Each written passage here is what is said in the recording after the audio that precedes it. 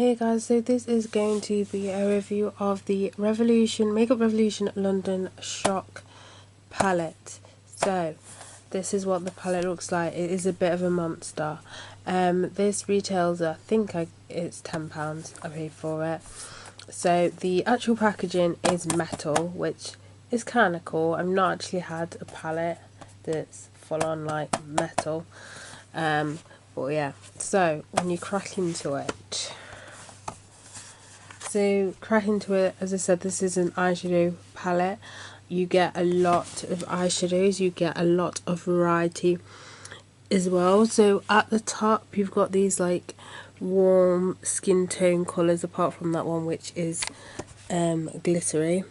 You can tell the line's a bit dodgy. But yeah, so it's a mix of warm tones. You do get a few cool tones, but this palette is more like warm tone shades.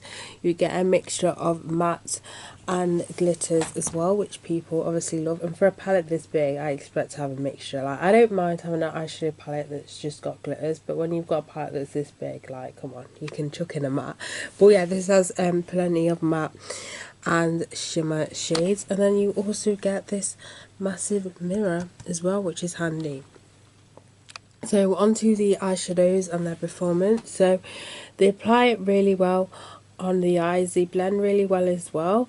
Some of the shades you do get a little bit of fallout, more so with the darker shades. It's not too much, so you can easily just wipe it away. It's not like loads and loads of it.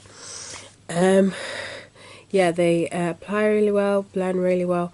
Both glitters and mattes are pigmented and easy to work with.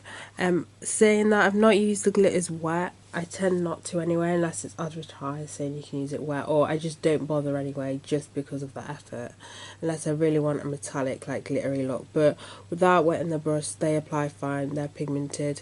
When it comes to lasting power, I have oily eyelids, so they're kind of average on me.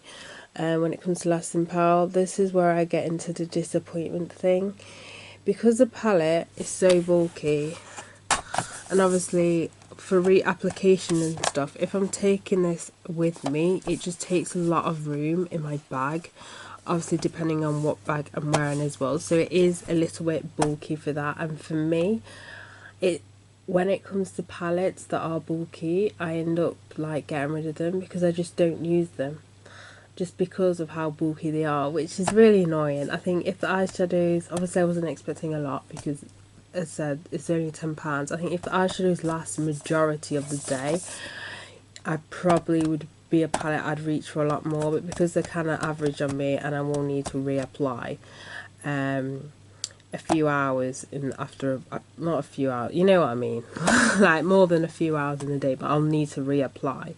That's what I'm getting at. It's just a palette that I'm not going to reach for as often. I'm more likely going to reach for it when I'm just at home, and even then I'll probably just forget about it. But their colours are really nice, like you'd never get bored. Like, I've used this quite a few times now. Like, it's one of those palettes where you can just open it and look at it and you instantly come up with a look, which I really like. Like, some palettes, the colours just don't really match together and you're just looking at the palette for like 5 minutes trying to come up with a look, whereas this palette, I can just look at it and come up with a look as quick as that. You can't see I can't really clip my fingers, but you get what I mean.